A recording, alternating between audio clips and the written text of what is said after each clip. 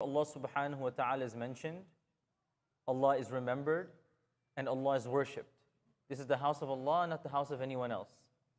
And one of the clearest indications of how important the masjid is and what our approach should be to the masjid is that in a beautiful hadith, Rasulullah sallallahu alaihi wasallam, he says that if somebody lost something, let's say you lose your phone, you lose your watch, you lose your wallet, for you that's something very important.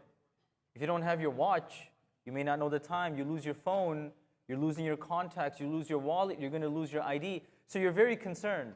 And the Prophet ﷺ understands this, but he says, لا تنشد فيه الضالة, that the sanctity of the masjid is so powerful that even though on an individual basis, your phone, your watch, whatever is important to you, if you lost it, don't announce that you need it or you lost it in the masjid. Step out of the masjid and ask for it.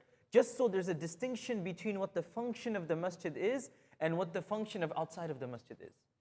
This is not the Prophet ﷺ dismissing the value of your personal items. No, if we lost it, there's a place. And the idea here is not to talk about lost items or finding lost items. It's just a reminder that for the Prophet ﷺ, the communal benefit of the masjid, the sanctity of the masjid is so powerful that on an individual basis, if you lose something, make sure you announce it outside of the masjid so that we can retain the power, the beauty, the spirituality of the masjid. It saves it from being defiled and it retains its sanctity.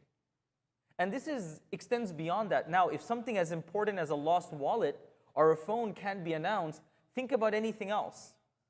I just finished watching a cricket match or a basketball game, and I walk in the masjid and I'm speaking to somebody and I ask him, hey, did you watch the scores? Oh, did the Cowboys win? Did the Giants win? Like, you're talking about sports and you just walk inside of the masjid.